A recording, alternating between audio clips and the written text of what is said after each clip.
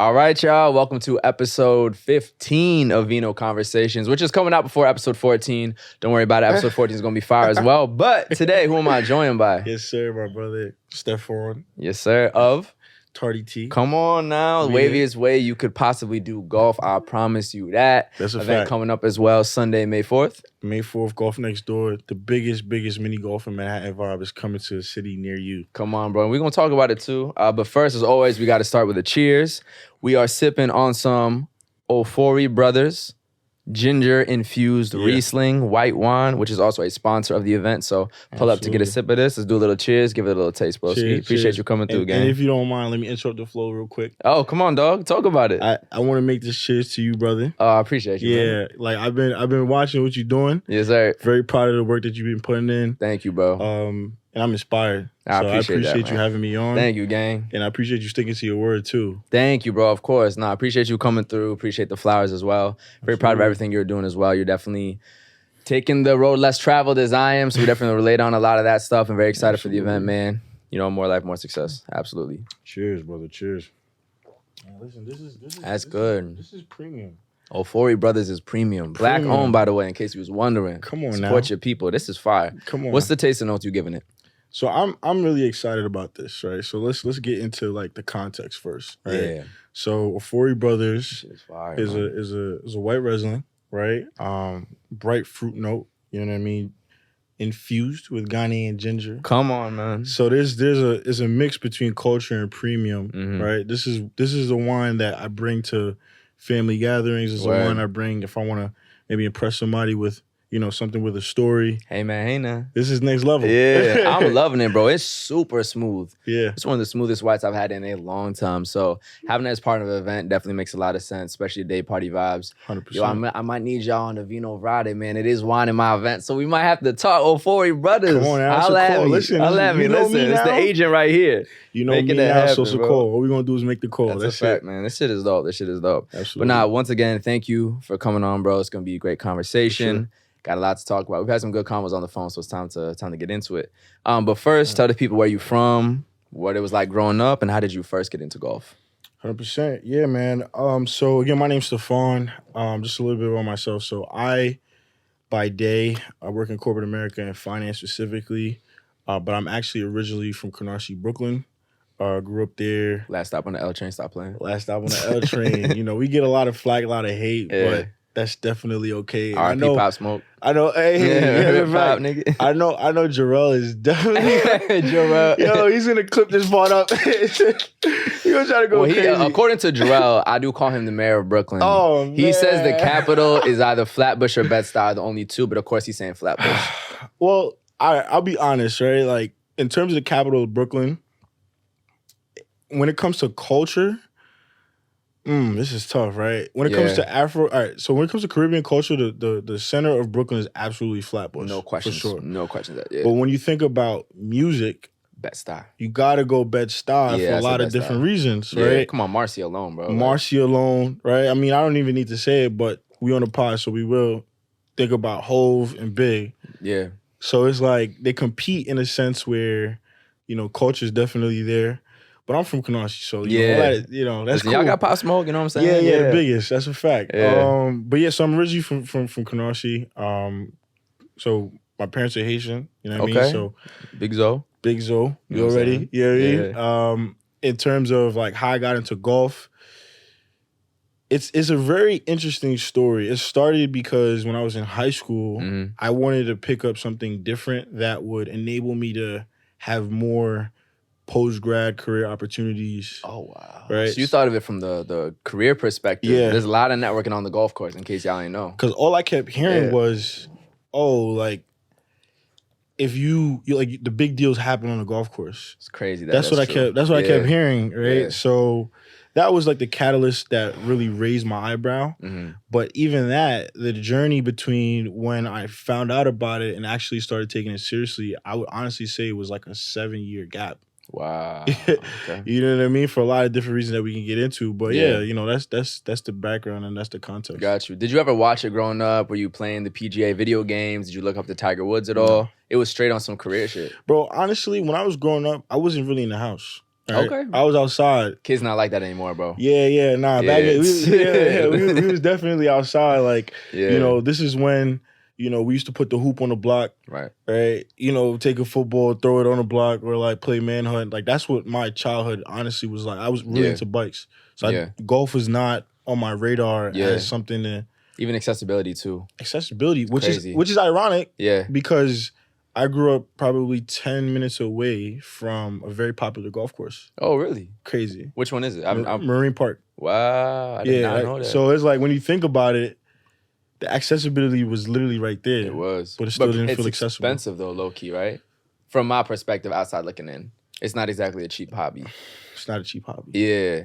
You know what I mean? It's not like you just talked about basketball, hoop right there, or you can go play in the park. Soccer too. You literally don't even need a ball. You can use a water bottle as a ball if you want to. Or shit, in Africa, they wrap up a bunch of socks and use it. So golf, that's the one thing is like you really need the green, you need the clubs, you need the, the tee? Mm-hmm. You need the tee, you need the golf ball. Like it's a whole thing. So I can understand why it's hard, especially in a city like New York. But let me actually ask you though, right? Yeah. Like, so like you've been able to build, a couple of different things that I find very interesting. But when we think about soccer, did a little bit of homework. Yeah, okay, let's go. Look at it. We can study it up. So from my understanding, on one side of your family, you're originally from one side of your family is originally from Spain. Yeah, my dad's from Spain. Spain. So is that like where your love for soccer began? Or? Yeah, I would say so. So I had my cousin from Madrid. She visited in 2006, right before the 2006 World Cup. So perfect timing. And I was 9 years old at the time. Right. So that was a perfect way to get into the sport. And yeah, she was from Madrid. She brought her boyfriend at the time, who was a big Real Madrid fan, which is why I became a Real Madrid fan. Got it. They actually were getting cooked that year by Barcelona, their arch rivals, on some Lakers-Celtics type of rivalry. Yeah. And I didn't even understand the concept because I always thought of soccer as international, so I didn't know why these Spanish teams would have beef with each other. Mm-hmm. You know what I mean? Because you only think about the World Cup. So I was like, wait, why can't I root for Barcelona? Yeah. They had to break down. I was like, no, you don't need... And then I had to want them to lose in the Champions League final. I don't even know if you know what the Champions League is. Mm-hmm. I don't. It's like, you ever heard of EuroLeague basketball? Yeah. It's like clubs from different countries play each other. So it's all of Europe. So they played an English team, Arsenal, and I was like, wait, why would I not root for a Spanish team? I was Spanish, like, no, but that's our rivals. So I was learning like the whole concept of club soccer, but then there's the World Cup where I see actual USA, Spain, Brazil, my countries, plus these other ones. And yeah, that's how I got into it, bro. I feel like 9 is one of those ages you can, especially if you're like a passionate, kind of, not hyper kid, but just a passionate kid, someone bringing you something like that can make you really obsessed with it. Yeah. So I just got super into it, started playing rec league, instantly was smoking every kid like it was no joke, bro. Because it was rec league, it was a joke. Some of these kids... You was a child prodigy. Bro, definitely. Nah, for real. And we get into that too, because one issue with soccer, speaking of, the cost to play golf, it's the cost to play soccer to go to certain academies. Yeah. So once, you get from 9 to 12, and I'm just raw talent, you start realizing these academies where they have the really formal coaches who really sharpen your skills, sharpen your knowledge, understand the whole team dynamic. I didn't get that because that shit was going to cost, it wasn't reasonable. It was like, I don't know, like $5K for like a few amount of games. Like there's just no way. Yeah, to the point, even middle class, how do you pay for that when you have everything else going on? Yeah. So that's an issue in America. And what that does too, when you get to the national team, you don't have kids from the gutter or even normal middle class a lot of the time. Their fathers played pro or they just grew up with some bread. Brazil, you see how Vinny and them grew up, Rafinha and those guys. Yeah. You go to all these other countries, anyone has the opportunity. You look at the NBA, most kids, if they weren't former, or if they didn't have NBA dads, they're from some tough situation. Right. LeBron, et cetera, et cetera. Right. When you root that out, American athletes are not going to be the same. So I think that's been a big issue for us. Let me ask you this, right? So like, do you think that culture of... So soccer players are one of the highest paid athletes. Yeah. Right? Facts. I mean, it's actually nuts.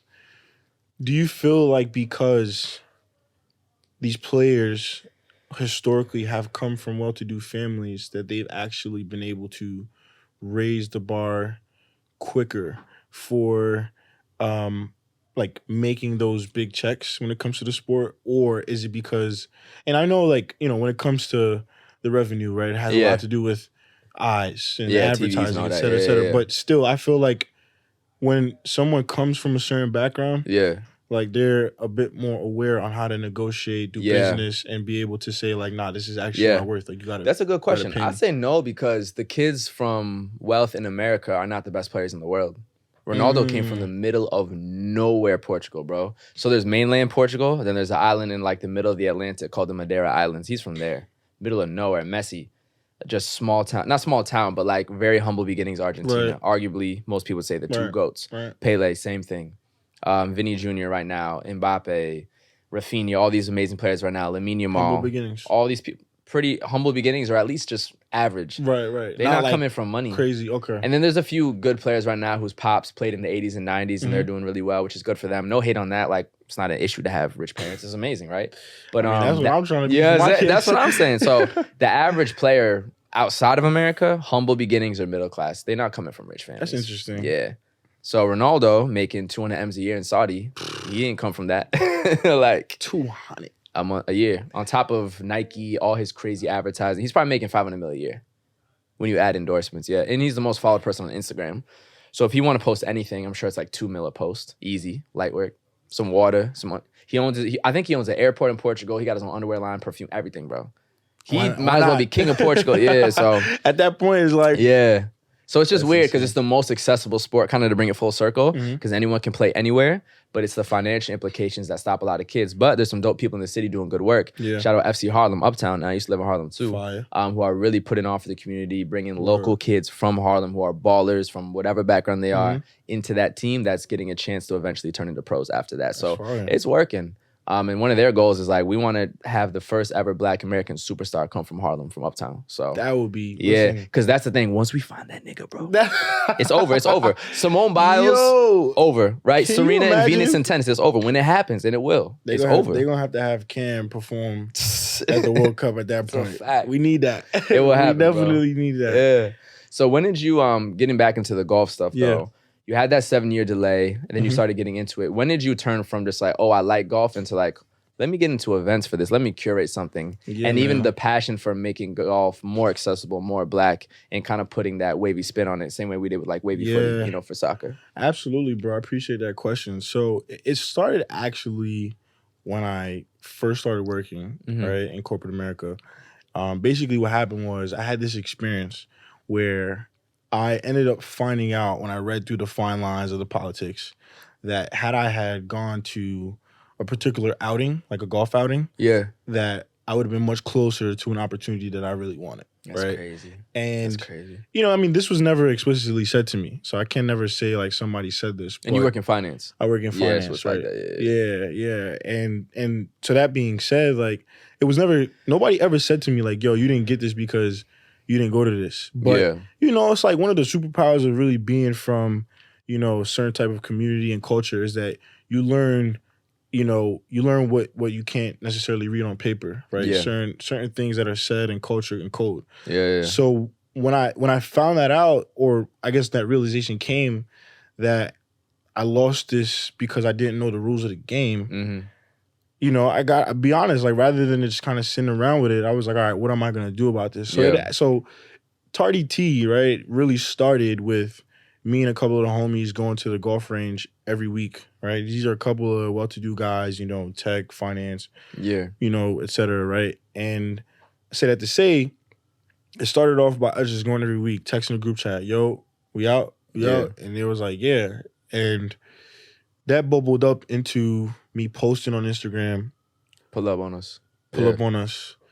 And more DMs will come like, yo, can you teach me? Or, yo, can you bring me out next time? Or, yo, can you let me know? And one thing about me, bro, is like, I love community. I love to be with my people. But I'm also the type of person where like, I just sometimes, I might be on a dolly mission and I might forget to hit somebody. Yeah, that's reasonable, bro. You can't always bring everybody with you everywhere, for sure. It gets to be a lot. That's a whole other episode. We can talk about it, bro. We gotta talk about events. Everybody want the free. We can talk about it. We can talk about it, bro. That's a whole other episode, my brother. But you're right. Everybody can't go, right?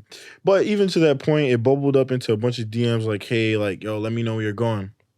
And eventually, it just came to me. I was like, yo, I don't want to be an instructor. I don't want to teach people. But one of the things that I look forward to every single week is being able to just, shoot it with my guys, just chill, play golf, get better, right? And just vibe. You know what I mean? We at the range, we smoking cigars. We got, like, it was more about the community aspect than it was about, like, being super technical. Don't get me wrong. It gets competitive. So, like, even when we're practicing, folks are kind of like, yo, like, let me see how good your game is getting. Yeah. So, wrap that up to say, like, it started from losing out on this opportunity, and then it became every week, you know what I'm saying? I'm going out with the guys to the range. We're having a good time.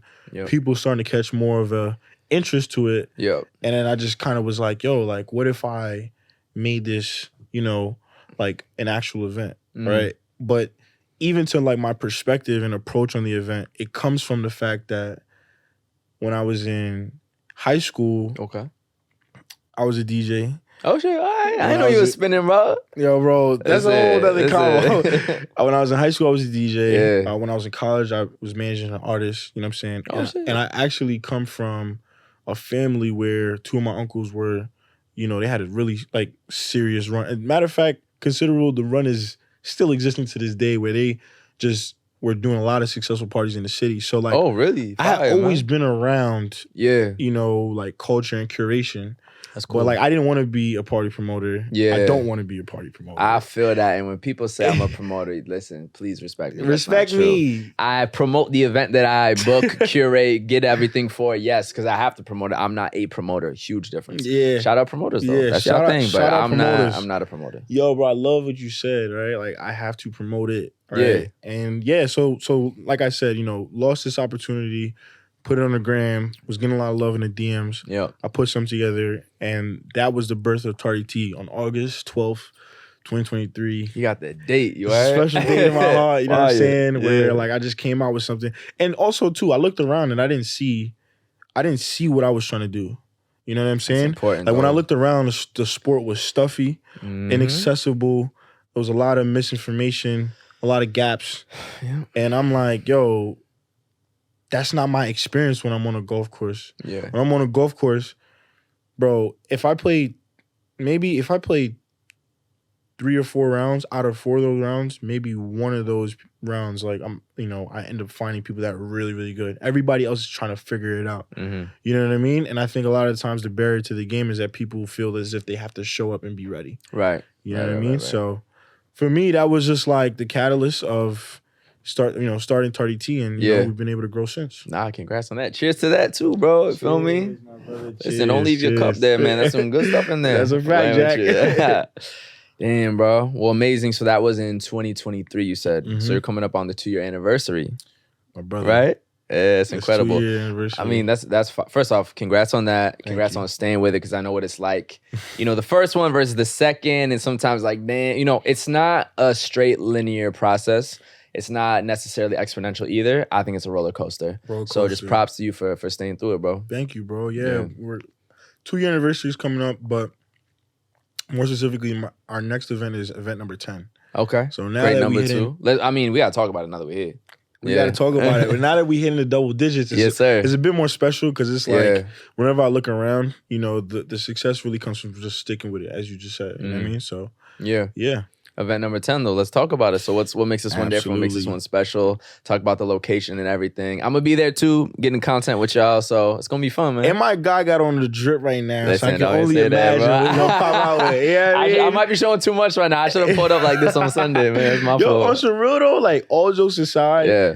I would wear something like this on a golf course, probably with golf shoes. Yeah, definitely. But I would wear this on a golf course. Bet. And the reason why I'm saying that is because fashion is a very, very big thing. Put people on, bro. Put people on. Come on now. Know what I'm saying? Speaking of fashion. Yeah. Feel me? Listen.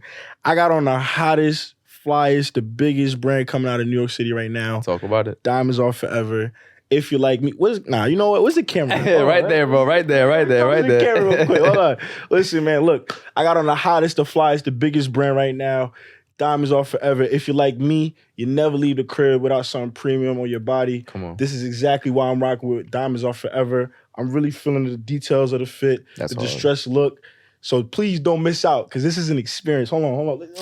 Yes, sir. Both sides. Come on. Yeah, but that's hard, bro. Shameless plug. Yeah, have to, bro. Have to.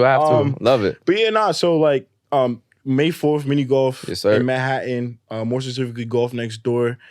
This is really going to be That's the name of the event? That's the name of the event, Golf Next Door. I better hear some Party Next Door in there. I know you're already thinking it. No? 0? Bro, the reason why, the reason why I came up with Golf Next Door was because of Party Next Door. Okay, good. Just What sure you'll notice about my event titles is really connected to culture. Smart. So like I'll go through a couple of names, right? Before this was More Golf Less Ego. Okay. That's like the WizKid album. Yes, More sir. Love. Yes, you know. Nah, of course, but this is my shit. This is my shit. So More Love, More Love Less Ego was inspiration for More Golf Less Ego. Yeah. I did another event called For All the Homies. All right. Yeah, for all the dogs. For all the dogs, right? Course. And the reason why I do that is because for me, like it's an opportunity to make it more digestible, right? When you hear Golf Next Door, you're like, oh, Party Next Door. Yep. Right? But it's like the name has a double entendre because as much as it's a connection to culture, it's also about the fact that typically I've done events either on a golf course or in a traditional like simulator golf venue, entertainment venue. This time we're doing mini golf. So the next is more so representative of the fact that we switching it up, right? Yeah, this is the next version, right? The next door aspect is because like I want to emphasize that golf is accessible. You know what I mean? Like you could be in New York City, you didn't even know that Puttery was literally right there. You know what I'm saying? You could be in New York City and didn't even know that these amazing venues and these spaces that you can get more into the sport is right there, right? So what we're showing people is that like, you know, golf is in your proximity. It's literally right next door. You know what I mean? I love that, bro. That's fire. May 4th, this is going to be something that, honestly, I don't think the city has seen yet. Sheesh. Yeah. We in there, bro. We're going to pop it for a second. Yeah. Listen, like, some of the, and I'm going to say something real quick, right? Go crazy. You got to do it. Yeah. Before we got on camera, I tell you something that, you know, I want you to opine a bit on, feel me? But I really feel like it's true. Like, you can't compete with what you can't copy, right? What does that mean? That means like, yo, a lot of the times, you know, you see people kind of like, they try to take the sauce and run with it. Yeah. But it doesn't taste the same as if, you know, you cooked it. It's a fact. You know what I mean? So the reason why I say it's going to be something the city's never seen before is because if you know me, I sit in the center of a lot of different social circles, right? You know what I mean? And I feel like Tardy Tee has been my vehicle to drive that community and build that bridge between all those social circles. For sure. And they get along. That's good. Yeah. Absolutely love it, bro. Yeah. That's super, super tough. I mean, tell us a little bit more about it. How is Ofori Brothers going to be involved? What can we expect musically? What should people wear? Exact location as well, time frame, just all the details. Absolutely. So let's start off with the sponsors. Come on. All right, let's start off with Gotta the shout them brands. out. Come on now. They help make it possible. Let's get it. Yeah. Let's start off with the brands that are backing us. So Ofori Brothers Wine will be the exclusive sponsor of the VIP area, right? That you can't buy a ticket for. You just got to get a guest list invite. Yeah. It just is like that. Listen, wine next door. You heard that? Wine next door. Kidding me? So Ofori Brothers is exclusively sponsoring the VIP area. So I'm really looking forward to the activation that they put together. Yep. Glory by Us, another sponsor, cosmetics brand, and something that I feel like really speaks to the value of community that we're trying to build as well. We have, you know, Castano, right? So you remember when Hove? Come on, throw it up. Remember when Hove? You remember when Hove sponsored, or more so came out and made AP hot? Yeah. We doing that with Castano. Throw it up, man. So Castano is an official brand sponsor. So I'm really excited to have them there as well. It's tough. Definitely go check them out. And one of my favorites, which one that hits really close to home, we also will be giving away things from the PGA Ryder Cup, right? Oh, fire! Man. So the PGA Ryder Cup is here in New York City for 2025. Right? Okay. They're at Bethpage, and shout out to the PGA Ryder Cup for definitely believing in Tardy Tee and what we're doing. Yeah. So we're giving them some Ryder Cup exclusive stuff. You may walk in, rub shoulders with some of the homies, but may leave with tickets to the Ryder Cup, which is a couple hundred. That's a fact. That's fire, bro. Me? You know what I mean? So we also have Equitable. I'm in finance, but outside of, you know, my day-to-day, I always strongly preach financial literacy. I mean, not on the internet, because trust me, I'm not a guru. I don't listen. I don't. Now that's a saturated space. Talking about being original, that is saturated. Yo, I have no financial advice for you. Feel me? Right.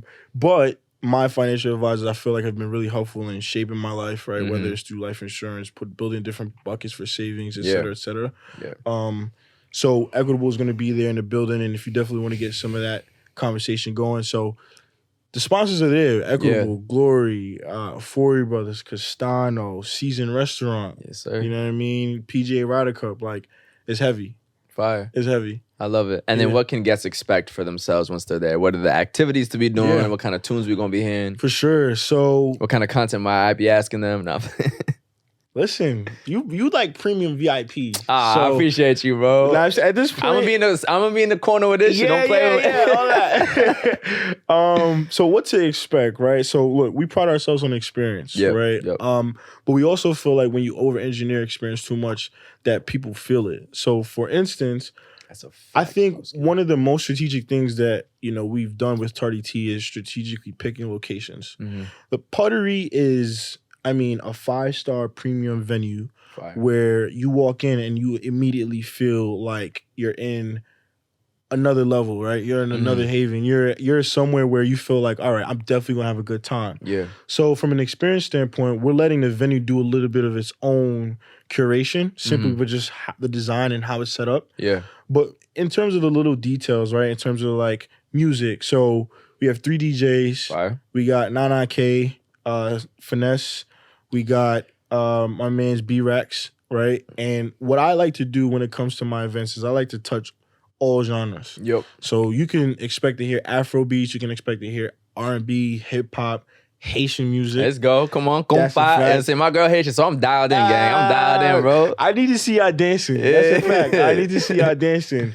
And we'll have and again, we'll have all these genres to like make sure that we're responding to all of the different types of cultures and preferences in the room. Yeah. From a mini golf aspect, so it's a 9-hole mini golf course. Okay. So you can actually get competitive while you're on the course. Okay. There's technology there that allows you to push your score.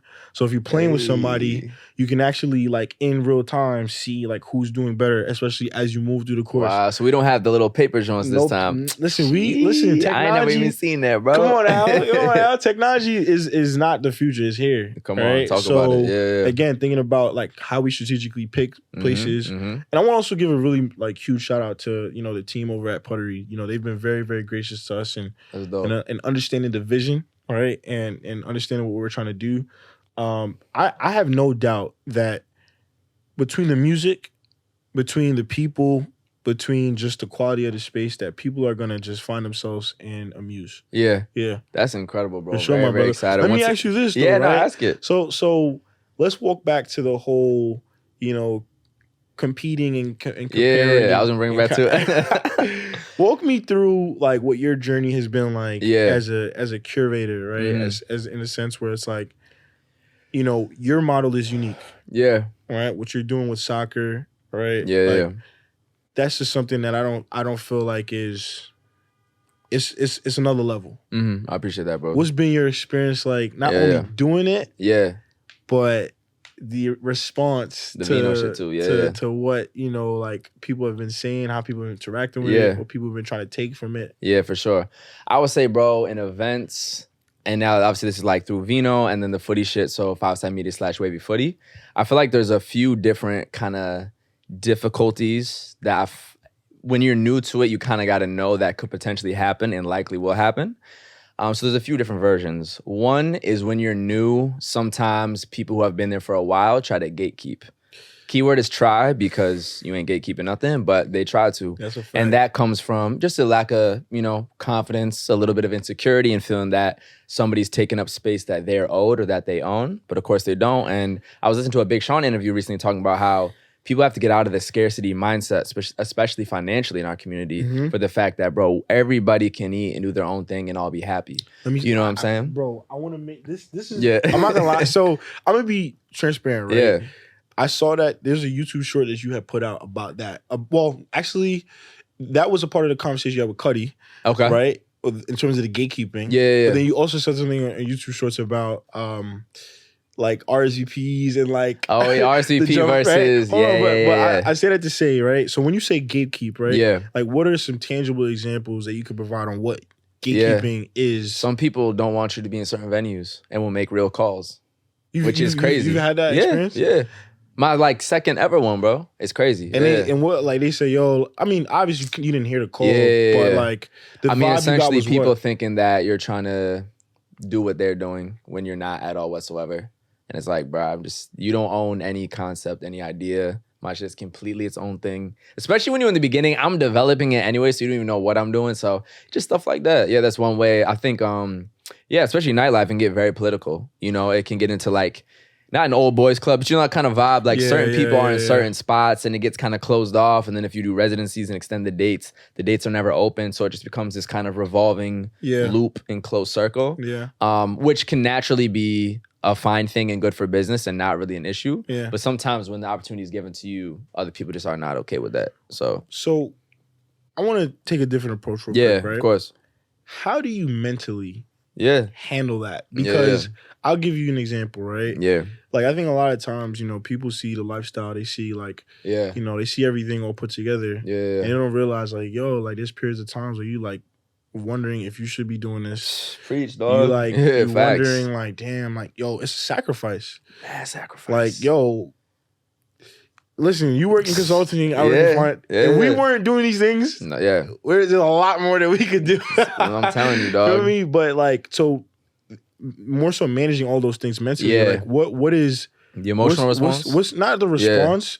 Like, how do you feel your feels, right? To kind of quote my brother P, right? How do you feel your feels when you are experiencing those things? Yeah, I mean, the instant reaction is low key like confusion because it's like, why? That's not why. Right. That's not true. I'm not taking nothing from you. It's crazier when it's been something that you've even supported too, and it's like there's just no way. Bro. There's no way. But these things happen. I mean, these things happen, especially in events, and I feel like they're inevitable.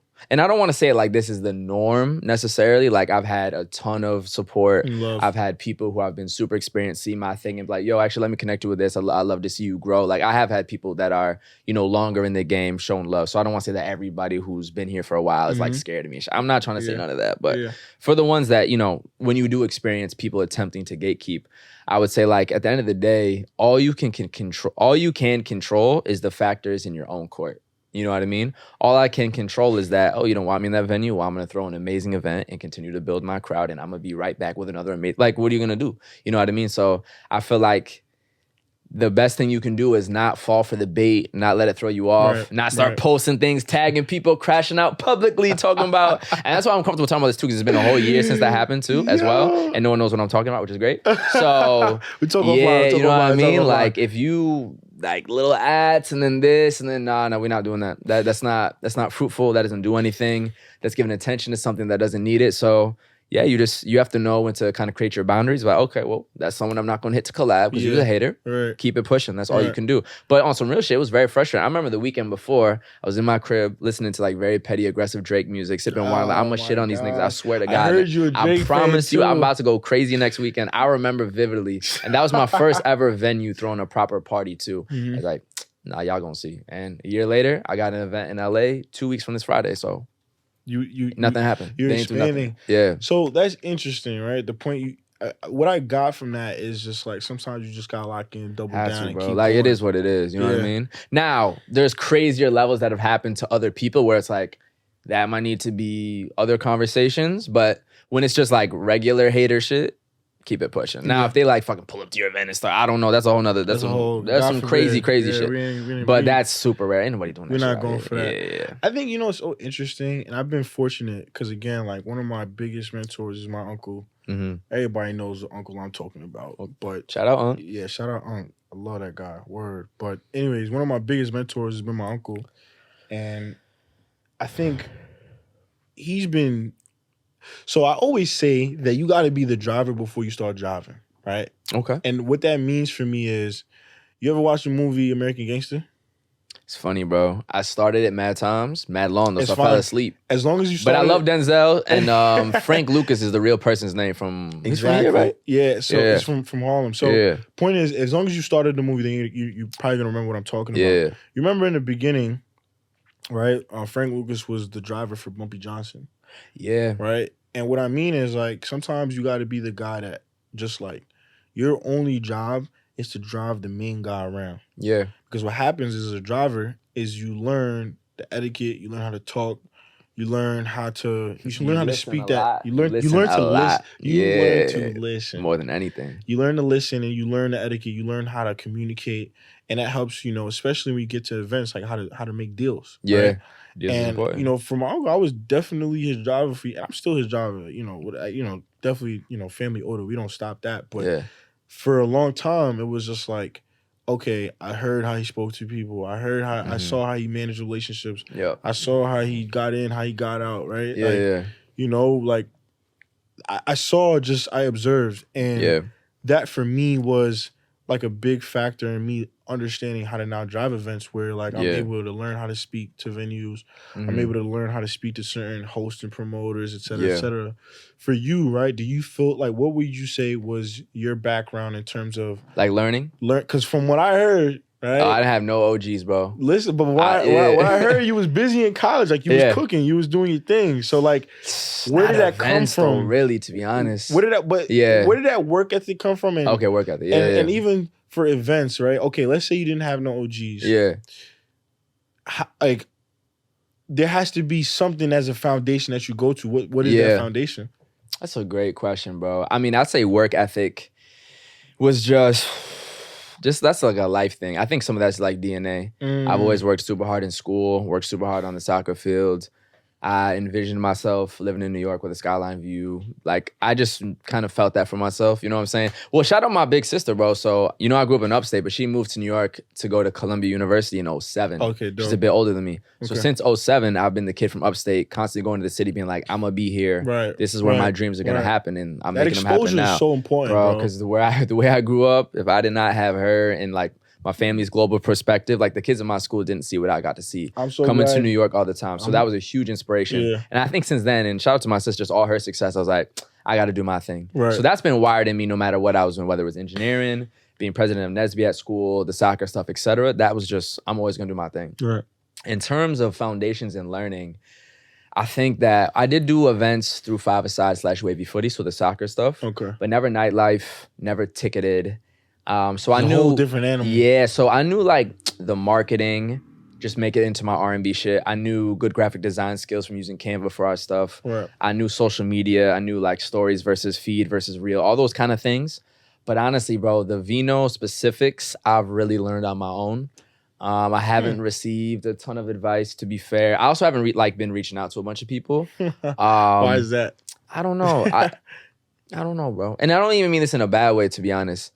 But you're a loner, like not a loner. Yeah, loner's not the right word. Yeah, you feel like you just solo mission. Okay. Yeah, Vino's been a solo mission, bro. It's really a reflection of myself, I would say, especially my music taste, which I'm gonna keep pushing even further.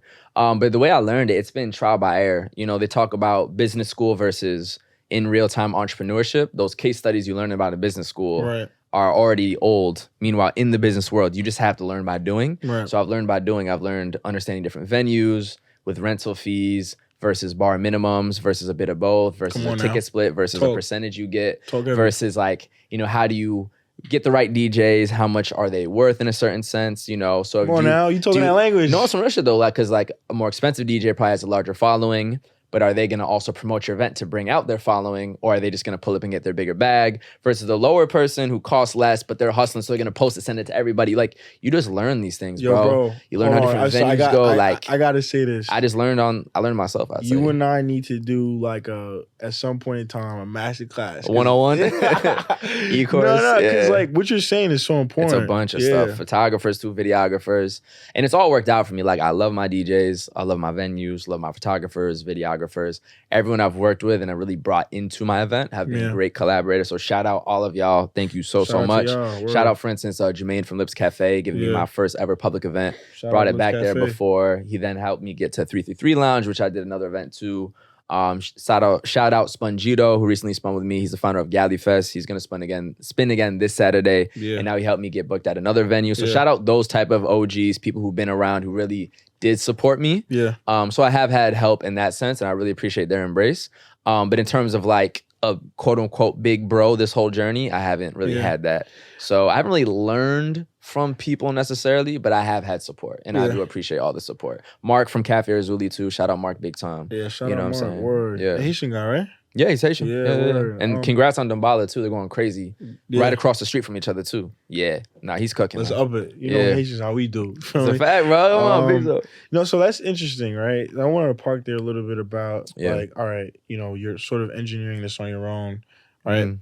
So like the thing I feel like happens a lot of times with like the whole OGs and maybe what they'll call YNs, right? Yeah. Like the OG YN complex. Yeah. I feel like a lot of times it's a lack of I want to say lack of communication. It's a communication barrier. Yeah. Like I you know, in college, I took this anthropology course that I thought was really dope. And it basically taught me about, to simplify it, how you and I could speak the same language, but our background, it basically is the way in which we hear each other. So for instance, right, I may say something to you, and, you know, you being an engineer by trade, consultant, you know, entrepreneur, you know, is going to be the way that you hear what it is that I'm saying to you, right?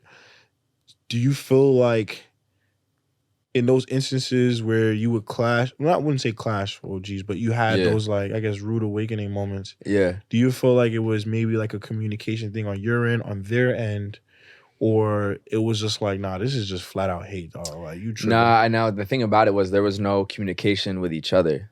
It was like, I'm just... That's the worst. You know, I'm happily trying to just do my thing and then receive a negative instance occur towards me. Yeah. So that makes it different too. You feel me? That's the worst, man. Yeah, because it wasn't like a conversation or anything like that. It was literally, they saw that I was doing my event at a venue and they was like, what's up with this? Like, who do you think you are? Like, it's just crazy, bro. Just crazy. Yeah. But we here. We here. LA, Philly, I'm on tour. What's up? LA, Philly, man. LA, New York, everything. Congrats, bro. I appreciate that, bro. Thanks so much. Thanks so much. Absolutely. Yeah. Speaking of LA, bro, I had a venue, bro. Obviously, I have to get flight, accommodation, DJs. Everything. I got a singer, everything. The venue canceled on me last Wednesday. And so just... this is the part they don't see. This is the part y'all don't see, bro. You just see, he went to LA. And so yesterday, I just signed to officially be at, shout out to Queensberry. It's going to be very, very lit. But I had to I was like, dog. And they literally hit me on, so yeah, unfortunately, this is a buyout. You can't do it no more there. I'm like, dog, I have a flight, accommodations. I booked 3 DJs. I got a singer pulling up. You told me multiple times I'm fully locked in.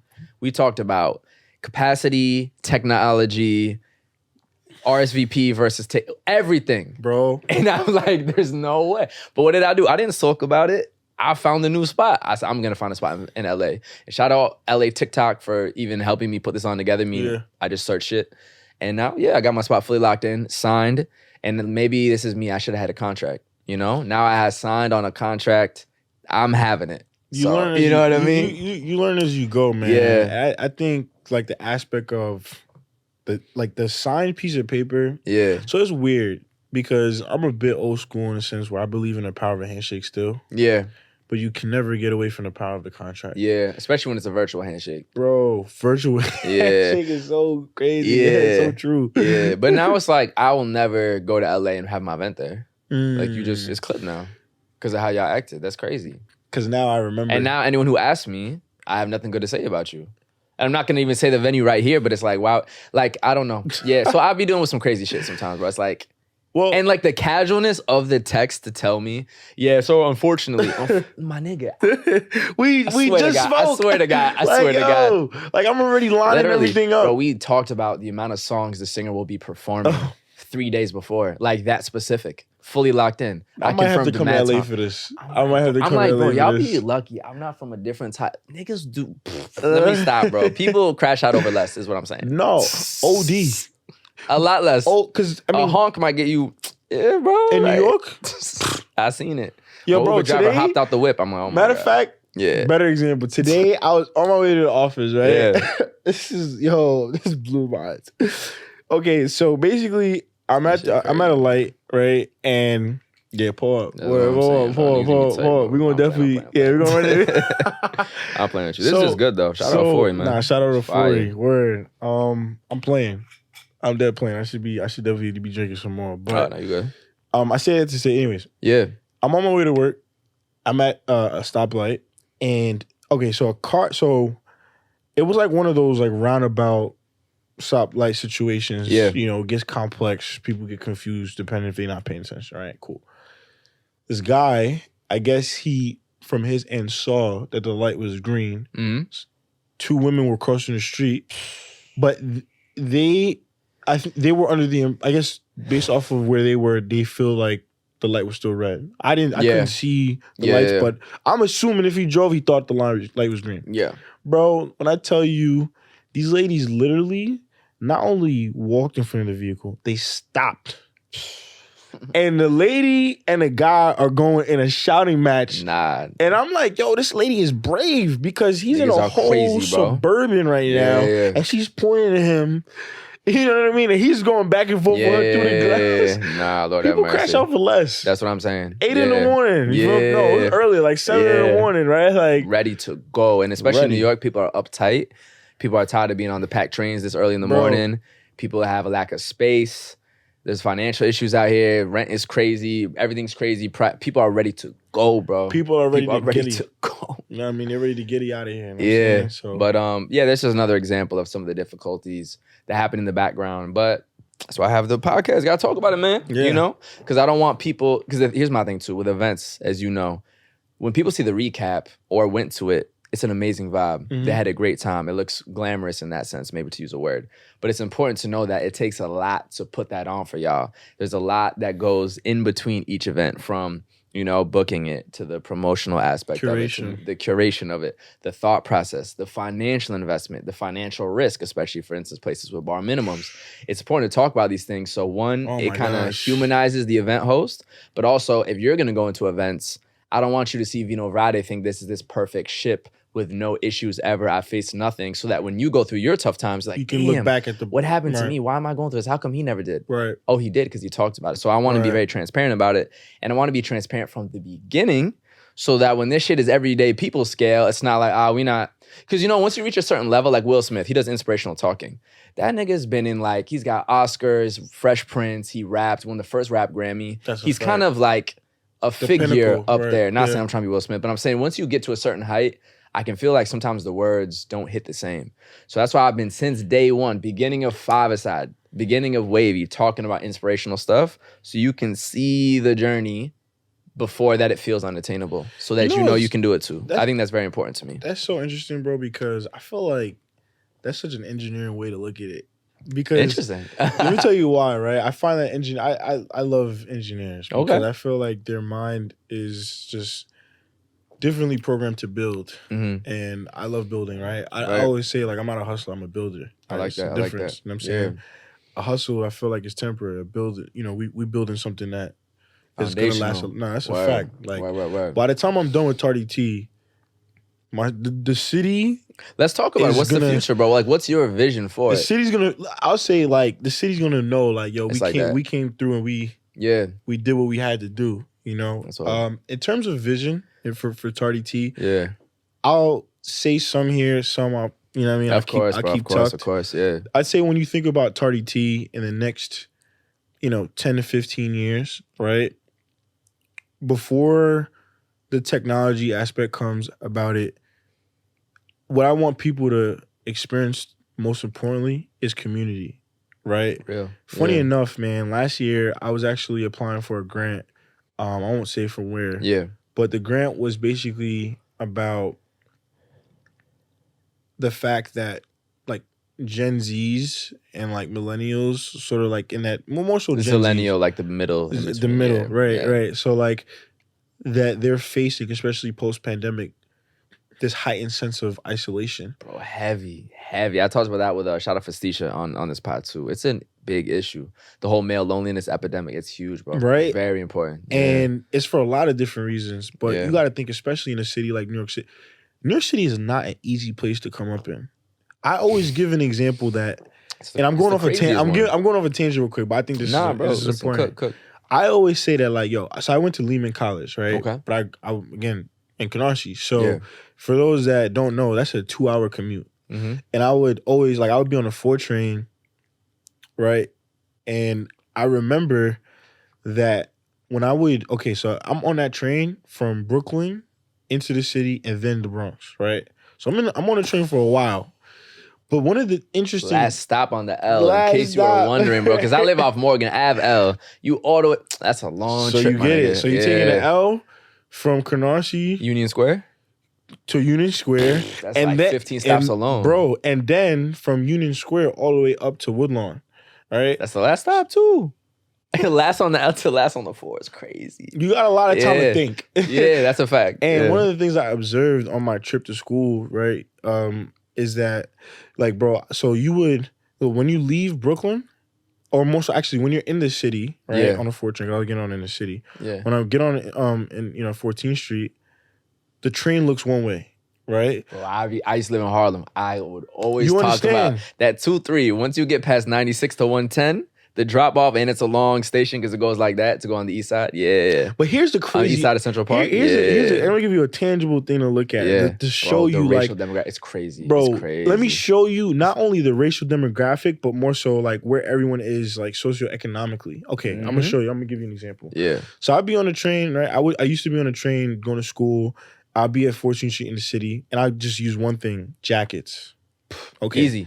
Watch this. What do I mean? Okay. You in 14th Street. Up until you get to like you said like Upper East Side, mid 96 whatever area. Yeah. It's a couple jackets, Montclairs, Canada Goose, Sam coats, Peacoats, all these expensive coats. Yep. As soon as you pass, right, and you 96 and you probably get to like Yankee Stadium. Yeah. The train looks different. The amount of do-rags is different. The amount of braids is different. Everything. No, it's crazy. And I still go to my barber in Harlem. Bro. Weekly damn near, so I see it every time. Bro, so okay, all right. What does that mean? All right, you see all these codes, what does that mean? Well, what that means is, right, if I'm a guy, again, I'm on a train for this long and it's wintertime. Yeah. I'm seeing all these designer coats. I'm not really thinking about how expensive the coats are. Mm-hmm. I'm not thinking about that. I'm just thinking about like, yo, that's a nice coat. I want to get one. Yeah. And then in that moment, I might make a financial decision to either save up money with whatever little money I got in college over time to go buy maybe $800, $900 coat. That's a tough thing because the goose is expensive. To go make a $900 purchase and then mind you, they're wearing it in high school. So it's like it's a tough city to grow in because you see so much, but you also see this really large concentration of wealth. Yeah. And because you're rubbing shoulders with it all the time, it either motivates you, inspires you, or it makes you feel like it does that while making you feel like it's obtainable. Yeah. But then again, it's a super expensive city to live in. Rent's crazy, man. Rent's crazy. I used to live in Philly, so I seen the difference. I'm like, there's just Right? Yeah. So I say that to say, like, when we're going back to even the original question Tardy about, Tee, like, Tardy Tee, the next 10 to 15 years, like, this isolation that has, pretty much come about in the past couple of years is one of those things that I'm essentially focusing on in terms of building community to cure about, especially in New York City. Yeah. I've done events outside of New York City. Like, I've done an event in Atlanta, right? And I have networks all over, but I felt like New York City, I gotta own it first. Yeah, man. You know what I'm saying? Before I go and I do things. So I want to be that premium connection point for community using golf in New York City. Right? Yeah. Whenever you think of New York City, think of meeting amazing people, great opportunities, great vibes with culture at the center of it. Yeah. You got to think Tardy Tee. Mixed with golf. Absolutely. That's fire. You got to think Tardy Tee, right? Because at the end of the day, what we doing, again, it's not really a party. Yeah. It's an experience. Talk about it. You know what I'm saying? That's fire. Yeah. When I like that. Put on, some fashionable outfit. You got on a golf outfit, you know what I'm saying? But at the same time, you're hearing some of your favorite music. Yeah. At the same time, you make, like, the thing that's funny about Tardy Tee events is that, bro, the way that I live my life, and one day you may catch me, at work, right? Like, I work somewhere with this good notability, right? Anywhere I say that name, they're like, oh, okay, cool, right? Okay, that's one community. Mm-hmm. Another community is I'm also Haitian, right? Another community is I'm also an alpha, right? Yep. Another community is also that, I have a really large family. So what I'm saying is, and you're from Brooklyn. And I'm from Brooklyn, right? And I also like rub shoulders, in some political activity. So the point that I'm saying is when you come to the Tardy Tee event, you may run into somebody running for mayor. You may run into somebody running in council. You may run into somebody from, run away. You may run into somebody that, is doing their thing on Wall Street. Yeah. You may run into somebody that, they was just listening to Haitian music on the way to the event. Yeah. And what happens is it opens your mind, opens your eyes, and it diversifies your perspective on how to not only experience New York City, but it gives you exposure on what else you could be doing outside of, what you're already doing. That's right? fire. Yeah. So when we think about what that looks like in the next 10 to 15 years, more specifically, it's consistency. It's a premium experience, right? Is really quite simply elevation, right? In terms of that community aspect around golf being the vehicle that we can accomplish this with. That's incredible, bro. That's a 10 out of 10 answer. Cheers to that, bro. My brother. That's a great answer. I ain't gonna lie to you. And I'm not media trained. Nah, bro. You would have thought you were. You killing every answer for real. And so I'll throw that back at you, fire. Right? So like, I noticed with you, fashion is a big thing. Okay, I appreciate that, bro. Thank you. And I respect that. And when I say, to me, like, fashion is obviously subjective, it's based on interpretation. But, for you, how do you feel like you incorporate that with, like, your media empire? Yeah, that's interesting. I would say one from soccer media space, definitely flies dudes out there. Like, what are we talking about? You know what I'm saying? Like, we've done, you know what I'm saying, bro? Definitely got to come on the pod, correct? And we actually did digital magazines with 2 players in Major League Soccer. Fire. And what was cool about it was both of them were on the 2 teams that were in the MLS Cup championship game. Cheers. So New York Red Bulls, Kyle Duncan, and shout out CJ, the stylist we worked with for the shoot. Fire. And then Miguel, the photographer, and then Edwin Cedillo, eventual champion with LA Galaxy. Okay. And shout out Sebastian for being the photographer for those. So we did like a digital magazine with them in New York, styled them, had them talk about their experiences, but like through the photos is like these really fashion editorial style images. Had Edwin on the podcast as well, and then did a styling challenge with them at Daily Paper. RIP, it closed in New York, but it's still open, of course, in London and Amsterdam. I think we'll be back in the city. You cooking, so man. like we've done some real tangible, meaningful fashion stuff with actual athletes, and it was just so cool that the first 2 we did it with played against each other in the championship game Major League Soccer in America. That's crazy. So fashion, that's easy there. Vino, which is funny, is that I always wear, almost always, a sleeveless sweater vest, just like this. You had that on for your party? Like, not that one of these. one, no, I did one of these. Probably last August, February, something like that. But for your birthday, though. I had the green joint. But it was sleeveless, Did you pull up to the party? I was, bro. Oh, shit. So, you know what's funny? I didn't meet you, though, right? You didn't. You know what's funny? Yeah, my bad, too, because I be meeting so many heads so quickly. Like, if I didn't get the chance to really talk, sometimes I'd be forgetting. Nah, you're good. You know what I'm saying? But I didn't think I'd met you. No, we didn't meet. So even with that, how that happened was, so Jarrell, that's my brother. Yeah, shout out Jarrell again. He's the one who put this together. Yeah, that's the homie. So it was his birthday, and birthdays is like, I try to definitely be out for a birthday. Yeah. So we did the triple birthday, nigga. I knew that shit was gonna hit. Yeah. That was my best event financially. I'll give you a little insight. Well, you probably didn't notice, but if you seen like the little hooligans that was right next to the stage, that like when they walk in, they kind of had the bottles coming. Yeah, I saw that was us. Yeah, definitely. I saw that. But I mean, it was a really. Yo, people gonna be like, "Oh, he's crazy." Nah, you good, bro. But I said that to say like, nah, like, it was a really good vibe. Yeah. But no, so you had that like that style on for your birthday? Yes, I had actually Daily Paper is what I wore. Daily Paper on that, and then Baroque Gallery pants. Them shits was crazy because it had like this bedazzled sparkle on it. My fit was kind of nuts. I ain't gonna lie. So yeah, speaking of fashion, Vino, you will always see me in something like this. Yeah. Soccer jersey day party coming up, so I have to have a soccer jersey on. So I definitely incorporate it. I definitely think about my fits. I don't just be throwing on whatever at all. My girl works in fashion, so I'll be asking her advice too. Yeah. I need to get more like this. I'm probably gonna get some Honor the Gift for LA.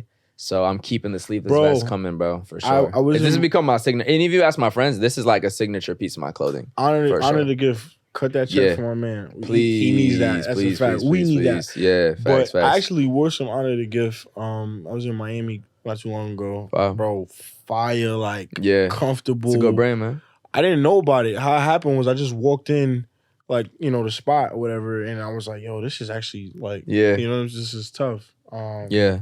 But yeah, bro. And merch though too. Merch. I'm definitely dropping Vino merch. I was about that. That was I already my have next ideas thing. for it, bro. Best so what is believe that we gonna gonna look like? we gonna have a Vino sleeveless sweater vest. Has to happen. Has to. I'm gonna do something like that, something unisex, then probably some like maybe crop top vibes for the girls. I'm asking my girl's a stylist, so I'm gonna ask her what she thinks the best thing. Gonna do a merch release party. I don't know when it's gonna happen, but it absolutely will happen. Yeah, for sure. We need her to give us some advice on like, Tardy Tee outfits for mini golf. Yeah. And we can make it happen, bro. I'm telling you, actually, yeah. Because you know what it is? People look like the fashion is like, that's a big of element. Your event. Oh my god. Yeah, because golf, that's a whole thing, bro. And the women, listen, let me tell you something. Holla at me.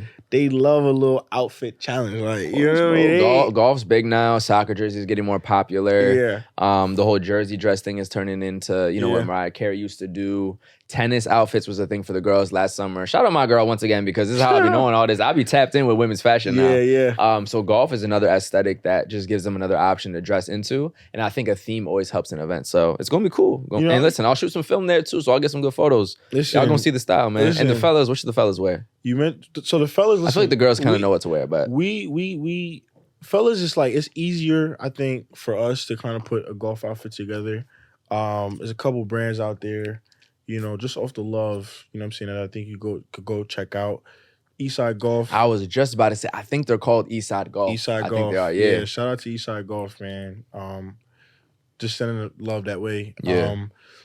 Black Ball Golf is another big one. You know what I'm saying? Shout out to Black Ball Golf. These all black owned, right? Black owned. Yeah. Black owned. But the premium quality, I mean, again, yeah. See how I got on the premium with diamonds off forever? I'm diamonds saying? are forever. Right? Like, diamonds you feel me? are forever. Yeah. But, Eastside Golf, Black Ball Golf, black owned brands, but also they just simply have premium styles, quality. And that's definitely where the fellas, if they want to go check something out, they can go and grab some. Yeah. I will be releasing some Golf Next Door merch soon. Jeez, love that, bro. So, that's definitely something that folks can tap into as well. Fire. You did mention something that I wanted to pick your brain on a little bit further. Let's do it. So you gave your girl a shout out a couple times. I have, of course. Right? Yeah. And I love that. Okay, appreciate it. I feel like it is very honorable to see you maintain a relationship considering you're in nightlife. That's facts. The question becomes, how do you do that? Yeah. I mean, I'll keep it real. It's funny you asked this because I've thought about it too. Like, what advice would I give y'all niggas that don't know how to just settle down? You have to, on some real shit. No, I mean that though. Yo. On some real shit, bro. You have to like her enough, love her enough, whatever word. Obviously, depends where you at. For me, love her enough. It don't matter who in front of you. It don't matter if they're famous. Don't matter what they look like, what they're wearing. If she's around, if she's not around, that you would never do anything, act a way that you would not want her to act with another dude, / if she were to see you in those moments. So if you can't fuck with a girl to that level, it's not going to work out. If you feel the need to talk to every girl that walks up or every girl you see at every spot, or you feel just kind of the need for that chase, don't put shorty through that, bro. It's not worth it. It's not going to work out. So I think the key, and like I'm trying to give the guys some credit. Like I know what it's like to be with somebody that maybe y'all not fully tapped into that level, which is where that kind of draw can come in. So you have to find someone where it's like, no matter what, I just don't care. You can grab my, I don't care. You know what I mean? Listen. And until you find that, don't put a girl through that thinking that you need a girl or that you're supposed to. Like, you just got to find someone that you're that dialed in with. That's the simple answer. Some of y'all don't like the girl enough. And the girls, it shows. Don't like the guy enough. And it shows. You know what I mean? Some of y'all be half-cuffed. Don't be half-cuffed. LOL. Be cuffed or don't be cuffed. You know what I'm saying? Listen, cut the ties. And I know what it's like, but you got to rip the Band-Aid off sometimes, man. Yeah. Don't put her through that, bro. I mean, I respect it. Yeah. I got to, play... What's Devil's Advocate? Devil's Advocate. Yeah. This is hitting. Yeah. It's hitting. Listen. All right, I got to play Devil's Advocate and say this. Look, I think there's a decent amount of times that men want to, settle down. So I'm going to also keep in context of nightlife and doing events. Nah, bro, I'll be because honest. I feel like that's a very, very big, like, people look at you a certain way, like, oh, he's a... No, of course. Bro, 100%, right? So, but what does that mean? Okay, like, nightlife, it just comes with a certain image. Okay, yeah, cool. Of course, yeah. So now let me ask you this, right? All right. If you love her, treat her right. Yeah. Sounds great. You know what I'm saying? We respect it. Now, what do you say to those guys that are trying but the woman can't necessarily handle the life that they live. That's a great question. Because I feel like when it comes to nightlife, because I've definitely tapped in with a couple of like, you know, the homies that go through this where it's like, yo, you may say like, yo, nah, this girl, I'm really rocking with her. Yeah. But if you weren't in nightlife, like this girl probably would be the perfect girl for you. And let's not even call it nightlife, just call it events. Actually, events. Yeah, right. Yeah. If you weren't in events, this girl would probably be the perfect girl for you because, you know, outside of events, cool. But like, what comes with? Let me just put this context, right? Yeah, what comes with events? Not only do you got to put things together, it takes mind, body, and soul, especially if you're doing it with pure intentions. Mm-hmm. You also got to show up for people too. Yeah. You got to be outside. Yeah. No, you got to go there. You got to go here. You got to build that reputation. You got to build your name. Mm-hmm. It also comes with the fact that, you know, you end up having to sort of kind of smooth certain relationships over for the politics. Whether we like it or not, we got to play it, right? Yeah. You got to smooth those relationships. And all of those things impact you as a man and how you're in the energy that you have for your woman and how she feels about going out late, being here, being there, who's around you. Time, the girls, you got to keep that in. What do you say to those guys? Yeah, so that's what's interesting. I met my girl before Vino started. So she had been locked in. Yeah, I'm saying been locked in. So I met her. It's actually, cheers to that. Shout out to her again, because the first ever Vino Friday was actually a joint birthday party for her in our apartment lounge. We lived together because it was a private test run of the event. Because before that, I had just been, it was pretty much a weekly reel. I posted about a wine I was drinking and a new song that just dropped that I fuck with to kind of put the two together. Yeah. And then I realized it's like, I know a lot of people. I'm always hosting pre-games. I used to host pre-games, playing this music, sipping wine. I could put something together. Yeah. So I put a flyer together, and the flyer was actually Drake sipping wine from one of his music videos. And I just put like DM for Addy because it wasn't public. And so I had mostly the homies, and then some people like, oh, this actually looks dope. I've been tapping in with your shit. Let me pull up, and like, you know, it was cool like that. That's but it was also her birthday party on the Partyful. See, now I don't even use Partyful. I have to use Potch and Dice and all these things. So you gotta use shameless plug. Shameless plug. Sorry, I gotta do it. Go ahead, bro. Special shout out to... Oh, he got a different platform. Yeah. Come on now. Listen. We can bleep that out. Yeah. Sponsors love me. Yeah. Nah, but I love my sponsors. Listen. Of course. Special shout out to Tabit app. That is TABYT. Listen, I love what they doing on all those other sides, but I gotta rock with the family. Loyalty is big. Tabit is the app that I'm gonna recommend for you, my brother. Okay, you know I appreciate that, bro. I'll have to look in. You know, I heard you getting the dice and the pods. Yeah, nah, of course, I appreciate that. Tabit, bro. that's what we doing, man. Listen, Tabit, that's the family. And these are things important for y'all to check out because there's different amount of fees in different places. Some places move kind of crazy. Yeah. Some places you have to apply to get on their platform. So do all your research and tap in with a place like that for sure. Black owned. Black owned too. Talk about it. Listen, love it. Back to that though, point being, one, I brought her into the beginning of my event, and I didn't even have the event until it started. So I will say this to give those guys credit.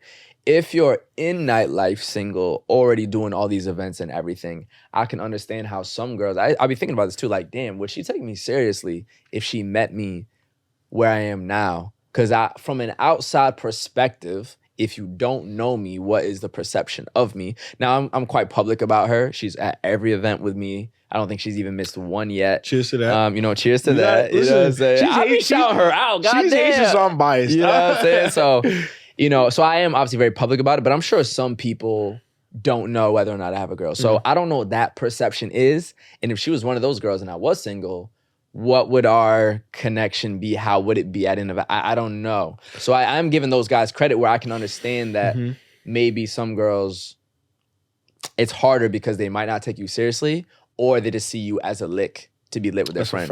Like, put us on the guest, let's get us a bottle, you know what I'm saying, type vibe. So I can't relate to that piece, like being single in nightlife, then finding the girl. It's more had the girl, got into nightlife, and made sure that we were solid the whole time. So I can understand how that could be a difficulty, because even just meeting some people that pull up for the first time, whatever, and I can kind of see the glaze in their eyes of like, you looking at me mad weird.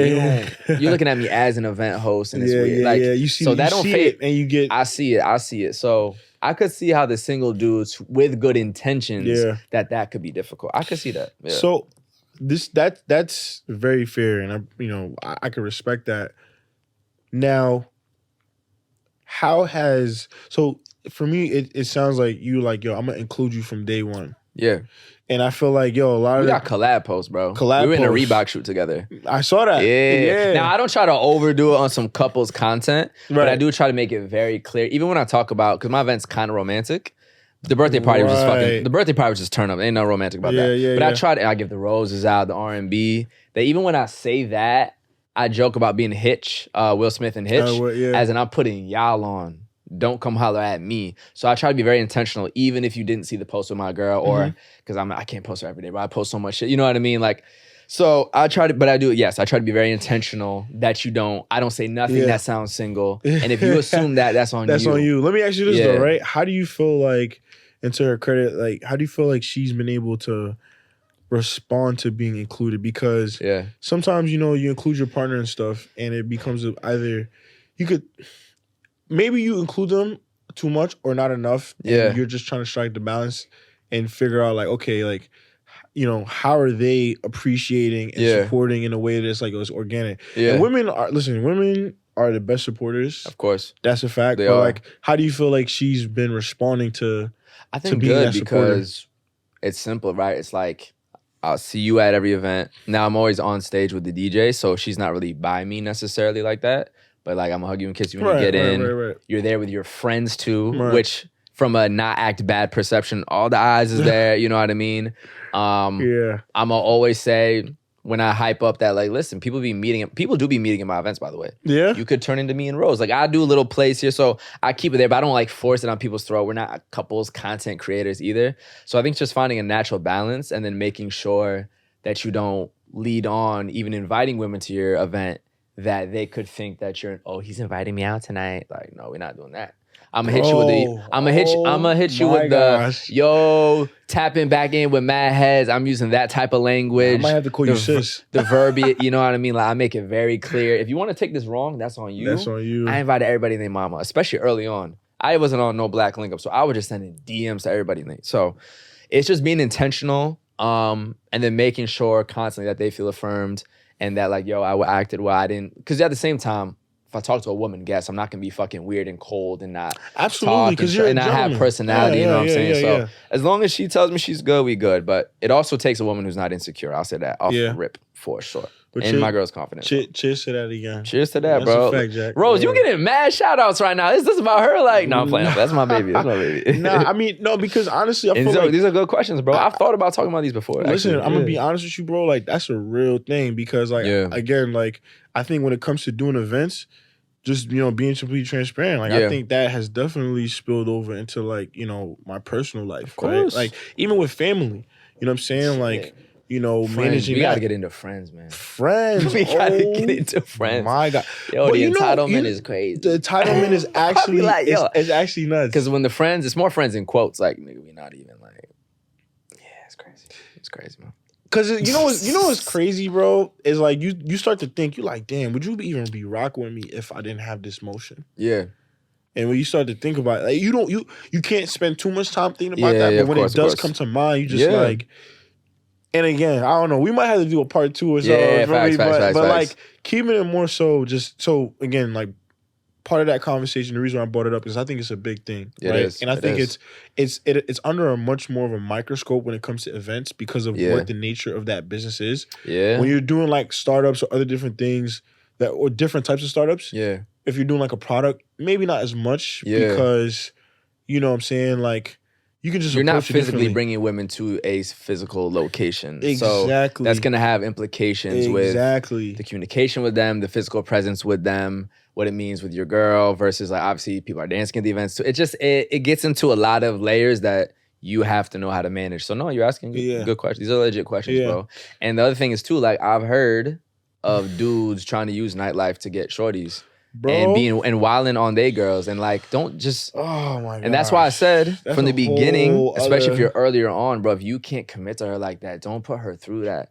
And we talk about, like, strength in men. The strength is in cutting the ties when you need to cut the ties. Don't put her through that, bro. Don't put her through that. And shorties, Now who you're are in really the shit R&B too. guy for real. And listen, shorties who are in that, don't put homie through that either. So on both sides, obviously, but it's a bit more male dominant, which I think actually needs to change. Speaking of that, but yeah, bro, just don't put people through that. So one of my DJs, it's ego. That's ego. One of my DJs is actually a woman.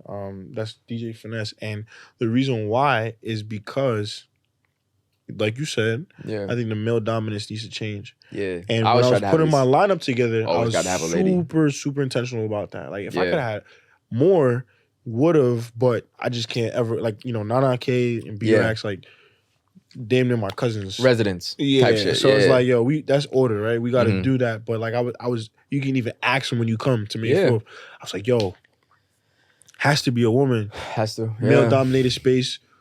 You know, what do you say to that, right? In terms of like that male dominated space, do you feel like that's a big part of the ego that is clashing with the collaboration? Or I think so, because women, if it was more women hosts, I feel like, I don't know, the beef wouldn't exist in some of these situations. Beef? Hold on, let me park there. Yeah. I want to just eliminate and strike beef from the record. Yeah. Right? Let me tell you why. Yeah. Okay, it's not beef. You know I'm a Biggie fan. Oh yeah, what's beef? Right, it ain't beef. It ain't beef. It ain't beef. And that's like, like issues, situations, whatever you want to say. We're gonna make it sticky for a second, right? I had a conversation with one of my friends, right? Good friend of mine. You know, shout out my brother. Yeah. You know who he is when you hear this.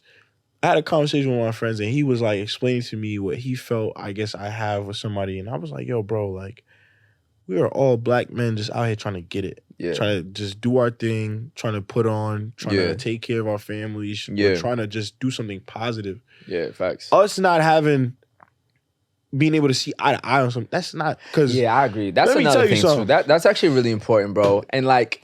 beef is... beef is on site, too. That's different. No. That's the wrong word. That we've repurposed that term.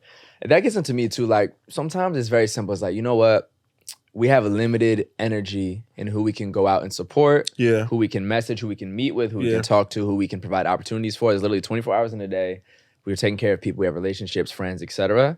Some people are just not worth your energy, and you don't give them your energy in that support, not because you have beef with them, because like, I got these people over here who show me so much love and support. I'm going to just take that energy over here, put it where it's deserved. And if you think about the people you give it to or not giving it to, it's kind of disrespectful to keep putting it over here where there's no support when you have people like, yo, I've been here for you. So I think of it more in terms of energy transfer and shit like that to simplify. And beef is a crazy word. Shit get real out here. It's not that.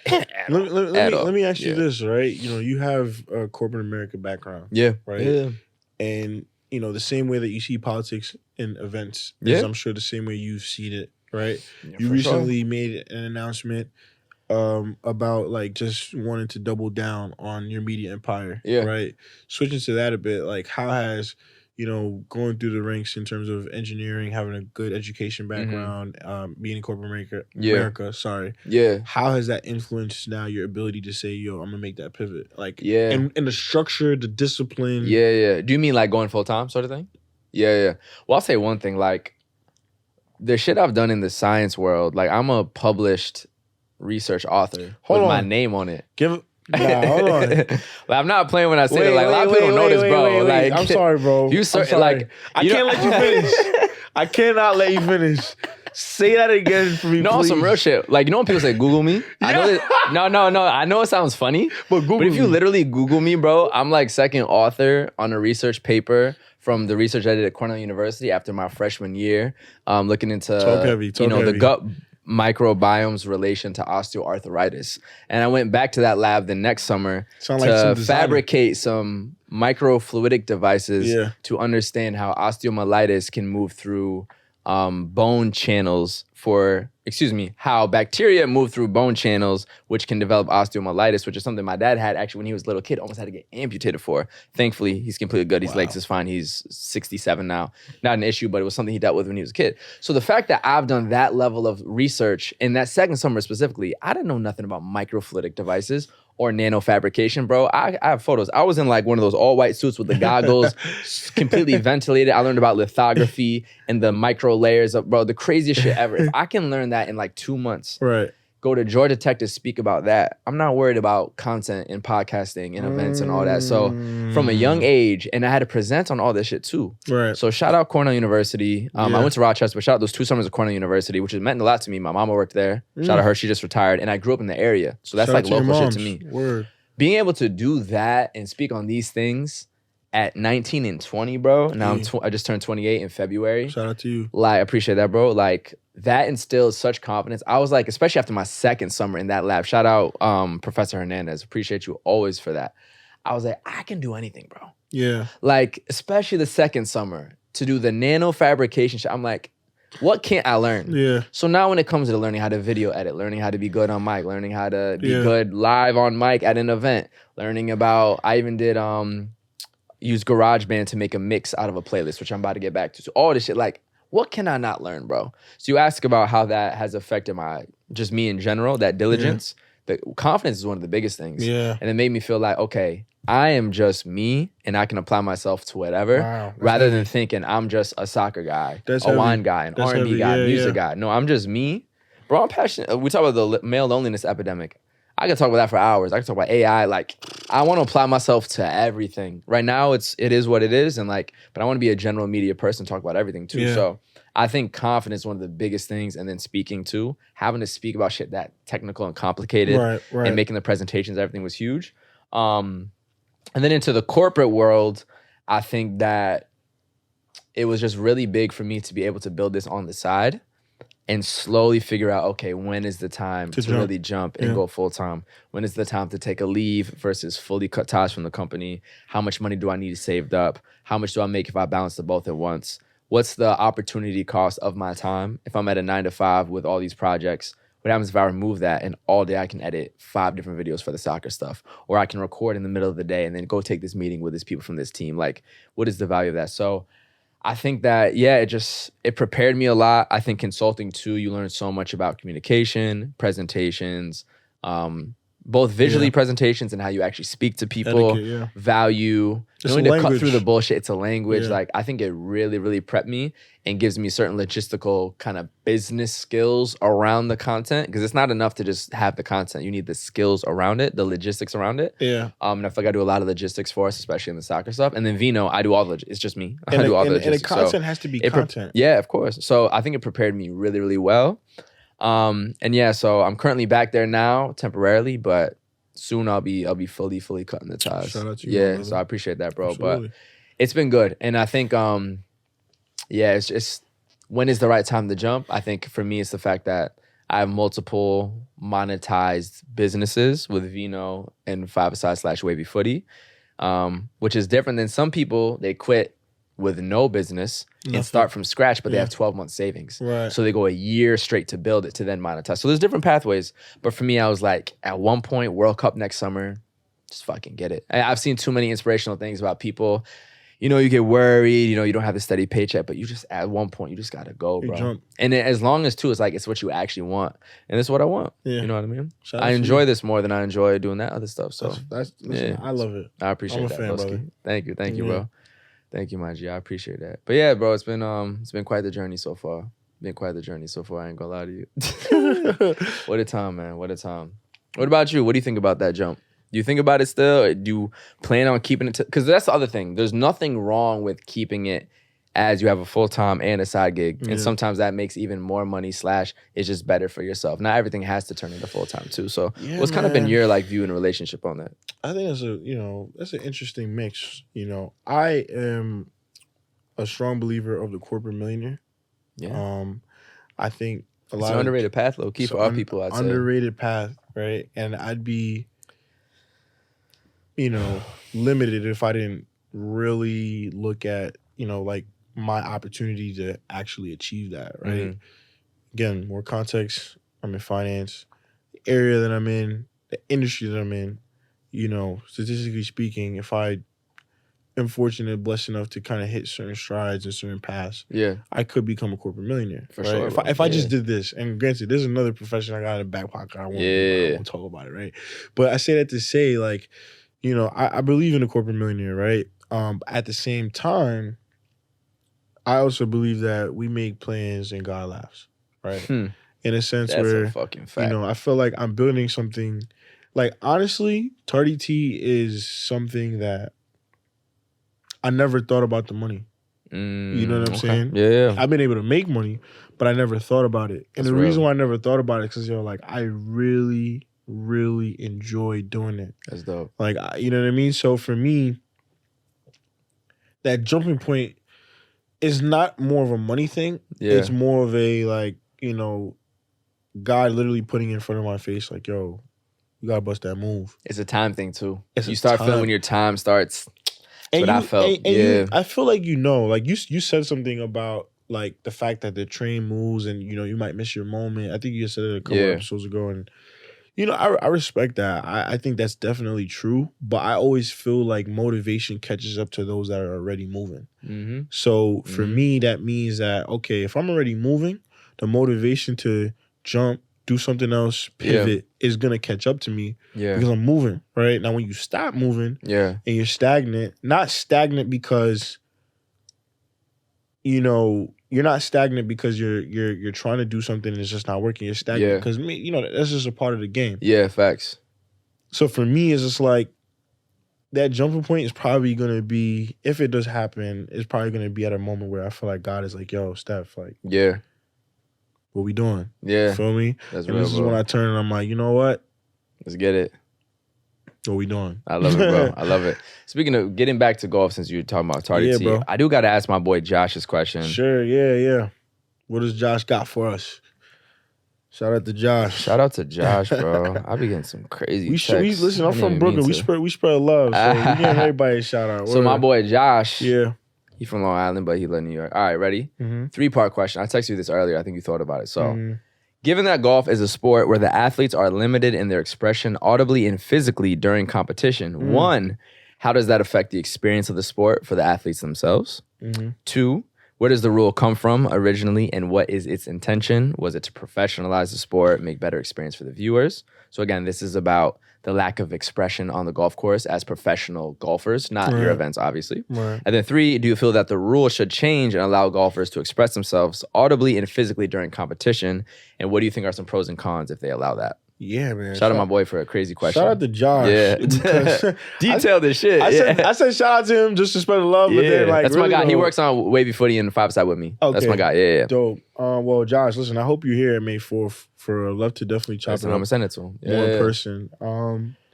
That's an interesting 3-part question, especially as we, are riding off into the sunset of the Masters. You know what I'm saying? Rory just got a Grand Slam. That was crazy. Again, sponsored the event, PGA Ryder Cup. You know what I'm saying? Like, all of the things that comes with that question, I've thought a lot about, when it comes to what Tardy Tee means to that space. To answer it, though, right, like, when you think about golf, you have to go back, right, to, like, 15th century Scotland, right? What does that mean? This was designed to be... We're taking it all the way back. We're taking it all the way back, right? And Facts. the root and the essence is very important. Yeah.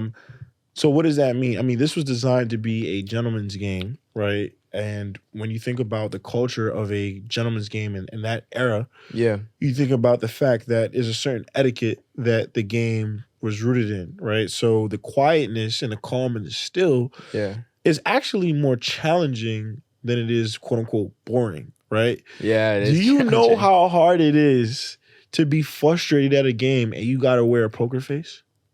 People don't do it in life, so yeah. And this is another way where, like, golf, I feel like, has definitely improved my life, right? Yeah. Where it's like, yo, I was playing golf over the weekend, and so sometimes I'll do like random little, like, I'm in this area, got my clubs with me, I'm gonna go check this course out. Did that over the weekend, right? And I'm playing golf with this guy I just met randomly. And I told him, like, yo, like, where I'm at now in my game, like, I'm most concerned with how I'm mentally approaching the sport. Okay, what does that mean? If I get frustrated, there's 3 things I'm trying to do. The first thing is dial in. Yeah. Focus. See what it is that I'm doing wrong. So that means stop having conversations with the foursome, right? Like, we're not having no convo, none of that. I'm dialed in. That's 1. Yep. 2, I'm also keeping my emotions at a level where it's like, you don't like, I'm focused, but you don't see the frustration. Yeah, you just know I'm locked in. Yeah, like one of the funny things about being on a golf course sometimes is that you hear like cursing all around you. Yeah, for sure. I can imagine. Somebody's on the hole like, fuck! Yeah, especially after a few beers, the fuck's a little louder. Yeah, but like, and in reality, the matter is, again, how this translates to life, right? Like if I'm doing a business deal, that frustration, I'm not gonna let you see it because you and I are making this transaction, and you may capitalize on my frustration, right? So talked about dialing in, that frustration aspect, right? And then finally, right, it's also just like the fact that it's 18 holes, right? It's a long game. It's a long game. Yeah, facts. So when you're playing a long game, one of the biggest pieces is that you have to realize that Rome wasn't built in a day. So that means that means that every single hole you get an opportunity to say, you know what, I'm gonna be better than the last one. I'm gonna be better than the last one. So again, when we go back to this being a quote unquote gentleman's game out of 15th century Scotland, you got to think about the fact that it's strategically in a sense where these are some of the things that the game wants you to appreciate about the quote unquote lack of emotion. Yeah. To the final part of the question. Should it change? Should you think about it? Should it change? Yeah. What I think about it. This is interesting because I actually was not too long ago sitting with the director of the Ryder Cup. We were talking about. Congrats on that. It's a good ass sit down. Oh yeah. No, again, love it. Yeah, I appreciate you, bro. So we were talking about, the Ryder Cup, and I think they're doing a phenomenal job. But as we're talking, I'm thinking to myself, I'm like, yo, like, what type of spin could what we're doing like add to that image, right? Yeah. I mean, it's a very established brand. Yeah. And we know we're not trying to like, fix anything because it's not necessarily broken. But even when you think about a brand like Eastside Golf, Black Ball Golf, you think about innovation. You think about where golf is right now, right? And to be more specific about it changing, I think there are players, there are golfers now that you see a bit more emotion, when they're going through, the motions, and that's good. But at the same time, they also respect legacy norms, right? So I feel like it's not necessarily the emotion per se on the players that needs to change. Yeah, it's more so the image and the makeup of the sport holistically. I agree. Yeah, right? Yep. Because look, quite frankly, if you see Steph Curry without emotion on a golf course, okay, cool. I'm seeing Steph Curry golf, right? On a basketball court. Basketball court. Shimmy, talking shit, throw the mouth guard, all that. All that. You know what I mean? Like Steph to Steph, you right? Steph to Steph. It's a Steph ting, feel me? But like, when you see Steph and Curry like on a golf course, lack of emotion, it's like, oh, I just want to watch Steph golf. Yeah. And I also think that like, I'm a big believer in tradition and preserving tradition. Yeah, it's important. And I feel like we also have to be strategic and very intentional about like what it is that is at the root of this. And again, it's not necessarily like this lack of emotion per se. You know what I mean, Josh, right? Yeah. It's really more about... There's also perception too, because a lot of us don't know much about golf too. You know what I'm saying? Exactly. Yeah. So it's perception. It's also about like who is showing this lack of emotion. You feel like you can't really relate to this person. So as a result, you just like, I don't know. Yeah. Right? But like once you start to feel a bit more connected to the sport, able to relate to the sport, the lack of emotion piece... Again, because, reminding folks like, the gentleman's game aspect of it is really to build character of the golfer, build qualities that you're then able to now apply to life. So Schoolboy Q has talked about a lot. I don't know if you know. Bro, I'm sure you've seen how dialed in he is with golf. It changed his life, bro. He said I love watching him cook. He said it's made him a better father, everything. I think he hosts celebrity golf tournaments now. He had Larry June out there, like. He's really tapped. I'm more to the audience. I know you know. Super tapped in with golf. We talking about a former Crip from LA type. Like it's changing people's lives, bro. Golf is a life changer, and it's the bro. mental aspect. Golf of it is a life. Listen, I'll tell you this, man. Look, if Tardy Tee never made $1, it's giving me literally $1 billion worth of relationships. It's another thing too. Community. Back to that. Not just community, but networking for sure. Like listen. I'm gonna tell you this, right? Like. The reason why that aspect of building those relationships is so important to me is because, listen, whenever I think about where I'm at in life and where I want to go, I think about my mom literally sacrificing time from work just to get me into certain schools, just to ensure that I got a certain type of education and exposure. Right. And that was a domino effect to where I am today, right? So for me, I understood very early the impact of education, exposure, opportunity, and people, right? And how that is something that you could essentially leverage to change your life. Yeah. 100%. Right? So when I think about, the sport of golf, right? Like, and, and what we're doing with it, man, it's like, we talking about adding this element of exposure and opportunity. For sure. No, I love to hear that, bro. Love to hear it. Before we get out of here, I did want to restate one thing. I was talking about, I believe, the challenges that you can face through events. Yeah. Just to fully list them out. I don't know if I said all three, but I said the three were kind of, one is when you're new, sometimes people feel threatened and attempt to gatekeep, which can be difficult. Another one is that once you kind of start building that motion, there's then the occasional people who try to kind of copy, steal the swag, build it on their own, whether they're also new or they're higher up, want to claim it so it looks like they made it when they didn't. Right. And then three, if you're further along, is then the people earlier on who want to get to where you're going and kind of try to tear down the larger person doing their thing to try to get to your spot. Not even saying that I've been through all three of these things, but these are kind of three challenges that I've seen that I think you just have to be aware of. It doesn't mean they're going to happen to you, but if you're in it long enough, they inevitably probably will. But again, tunnel vision, focused on your thing, it's going to be what it's going to be. And if you're being, I always say this too, if you're being truly yourself in it, no one can copy you. Yeah. Because they're literally, not even in a corny way, there literally is only one you when you think about every little factor. You keep that involved, you'll always be straight. Put the passion into it. So, yeah, man, no, it's been a dope conversation. But any last questions, any last thing you want to get off your chest either? Listen, I will... The questions, I think we got to do this again. Yeah, we got to run it back. We got to run it back. I appreciate it again, just you having me here. Of course. Thanks for pulling up, bro. I told you in the beginning, I'll tell you again, I'm inspired by what you're doing. Thank you, my G. Likewise. I feel like a lot of times, like, people look at, I'm not even going to call this networking because it's not really, it's more so like people look at relationship building more on a vertical aspect. I think the horizontal aspect is probably more powerful. It's a fact. Because what I look forward to when I see you and I see you cooking, what I'm looking forward to is like 20, 30 years and like you're like going so crazy and insane.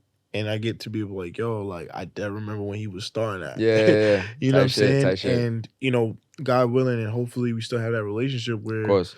You know what I'm saying? Like we could pick up the phone and, still build off of each other. You know what I'm saying? And then it becomes, we make the calls like, yo, this is what we doing. So I appreciate you definitely for sticking true to your word, having me here. Yeah. To everyone that, may think about doing a, I mean, we talked about it a lot. But for sure. We went way over time, but we still ain't here. Ain't nobody stop us. So. This is what we do. Yeah, that's a fact. That's a fact. To those that maybe like thinking about events, thinking about building their own thing, maybe excelling through corporate America, just different silos and spaces that they're trying to figure out, like, okay, what is my motivation for execution? I'll give you guys a gem that I got, recently on a trip. I was actually in Dubai not too long ago for Elevation Weekend. Shout out to Elevation Family, Urban Golf Weekend. You know what I'm saying? Dubai, they embrace him like a Emirati. Stop playing. That's real though. That's real. Yeah, you get me. But no, shout out to Elevation Weekend. It was a men's retreat, men's golf retreat where we, focused on health, wellness, and golf, right? It was an overall great time. But one of the gems that I got on that trip was build it and they will come, right? So if you clip anything up, clip this up right here. Yeah, you know what I'm saying? That's so important, bro. Build it and they will come. And to me, what that means is have faith in God. Yep. You know what I'm saying? Have faith in the fact that, again, as I said off camera, there's a difference between aura and aesthetic. Say it again, bro. Aura, they can do nothing with you. They can do nothing without you. Aesthetic is more of you got to keep putting something on so that they can see you. Yeah. The mask. When you build it, the aura of what it is That's real, and your bro. faith in God will inspire them to come. So Same way you decided to like, yo, you know what? I'm gonna put my reels out. I'm gonna make something calm. I'm gonna have that faith to have people come out. Yeah. X amount of time later, you going to LA. Word. You built it. I appreciate that. They bro. pulled up. Thank you. Feel me, my brother? Yeah, So I appreciate that, dog. if I could leave anybody with anything in terms of like, yo, what's that inspiration to like press the gas on? Yeah. Yo, I gotta, build it. Just build it. 100%. And they're gonna come. So I'm saying we aura. We're not aesthetic, you heard? Come on, bro. Cheers to that. Cheers. That's how we end the pod, yeah. man. Vino Conversations, episode 15. Love. Talk to y'all next time. Peace. Peace.